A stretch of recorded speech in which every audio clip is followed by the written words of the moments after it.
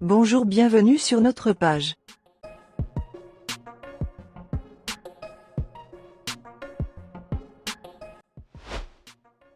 Pour cette nouvelle vidéo, nous allons partir dans notre rubrique Flash Info, afin de vous donner toutes les dernières informations concernant l'actualité du football.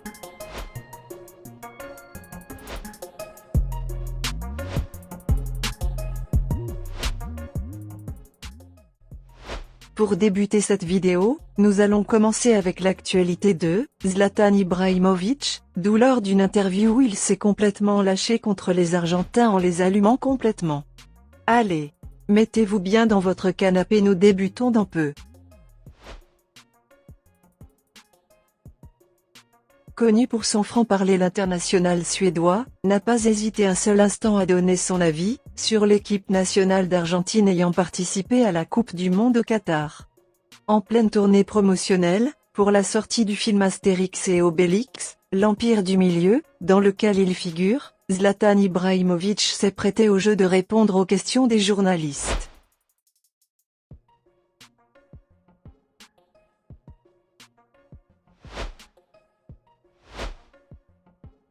Présent en France actuellement, il s'est alors exprimé également au micro de France Inter, concernant la finale de la Coupe du Monde 2022 entre l'Argentine et la France.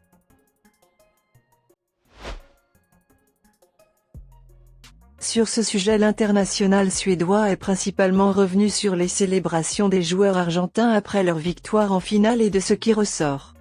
Le géant suédois n'a pas apprécié.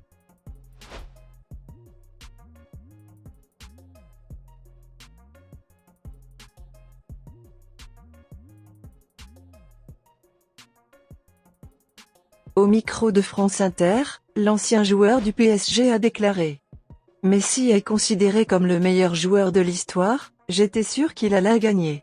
Ce qu'il va se passer, c'est que Mbappé va encore gagner une Coupe du Monde à l'avenir, je ne suis pas inquiet pour lui. En revanche, je suis inquiet pour les autres en Argentine parce qu'on se souviendra de Messi, mais ceux qui se sont mal comportés, on ne peut pas respecter ça. Moi qui parle en tant que joueur professionnel de haut niveau, c'est un signe que vous gagnerez une seule fois, et puis c'est tout. On ne regagne pas comme ça. Il est vrai que les célébrations du gardien argentin ont beaucoup indigné certains supporters, mais il ne faut pas oublier que chaque footballeur a sa manière à lui de célébrer des buts, et nous avons constaté que plusieurs joueurs sont aussi chambreurs que le gardien argentin. Après avoir regardé la finale de la Coupe du Monde, comment avez-vous trouvé les célébrations du gardien argentin ? Après la Suède avec Zlatan Ibrahimović, nous allons en équipe de France avec deux nouvelles qui viennent d'être confirmées. Pour la première, une triste nouvelle de la part de l'équipe de France 98, dans laquelle il aurait plusieurs divisions au sein de ses vétérans du football français.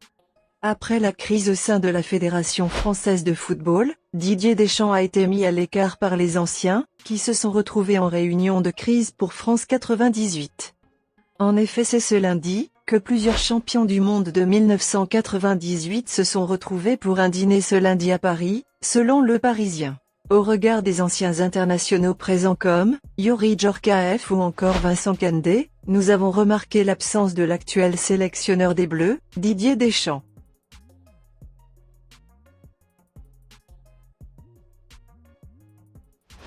Cette situation pourrait ne pas étonner plusieurs supporters de l'équipe de France de 1998, car depuis peu on a l'impression qu'il y a des tensions entre Deschamps et plusieurs anciens internationaux français comme Zinedine Zidane.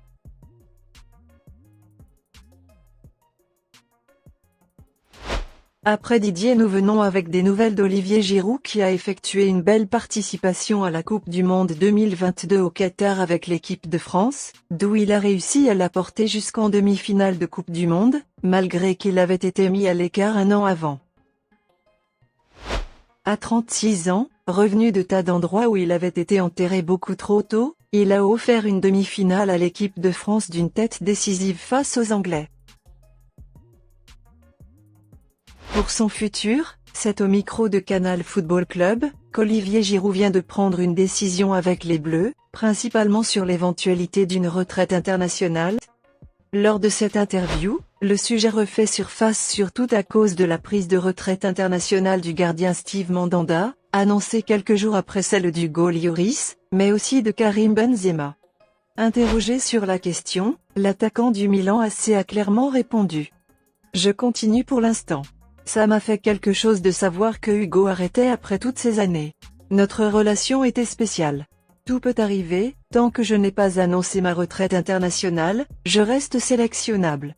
Il faut savoir si j'ai encore envie de porter ce maillot bleu qui compte tellement pour moi et je veux prendre du temps avant de prendre cette décision, a-t-il assuré, avant d'avouer qu'avoir battu le record de buts en sélection était une grande fierté. Ainsi nous comprenons aisément que, le meilleur buteur de l'histoire de l'équipe de France, ne veut pas suivre le même chemin que ses coéquipiers et compte encore participer à des compétitions internationales avec la France et apporter toute son expertise afin d'aider l'équipe à remporter d'autres trophées. Selon vous, Olivier Giroud devrait-il suivre la même direction que ses coéquipiers qui sont allés à la retraite ?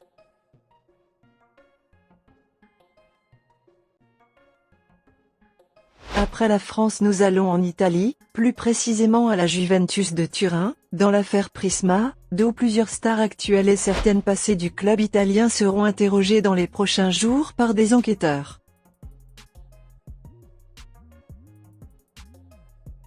Pour rappel, l'affaire Prisma concerne la falsification de comptes bancaires de la Juventus entre 2018 et 2020 et certains bilans financiers dans le cadre de plusieurs transferts de joueurs, ce qui a poussé la Fédération italienne de football à ouvrir une enquête dans laquelle plusieurs stars de la Juventus risquent très gros. Pour l'heure, plusieurs noms sont déjà sortis, après l'annonce du 20 janvier dernier, d'où le tribunal de la Fédération italienne de football a sanctionné la Juventus Turin de 15 points de pénalité en championnat.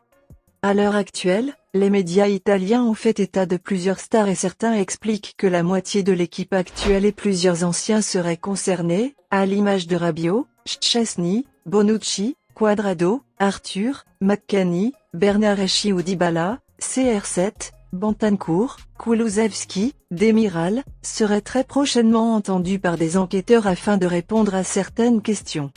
Du côté des dirigeants, une douzaine d'anciens cadres ont écopé de lourdes condamnations. Premier, Fabio Paratici, ex-directeur sportif, a été banni du monde du football pendant 2 ans et demi.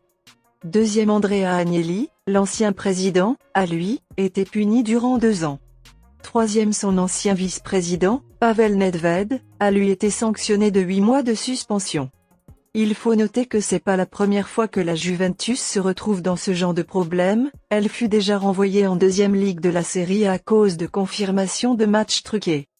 Pour l'heure, nous restons très attentifs à cette histoire, afin de voir comment elle va se dérouler et surtout si certains joueurs seront bannis du football.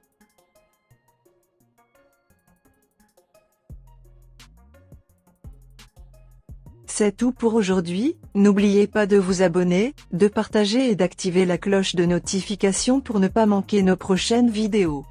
Merci.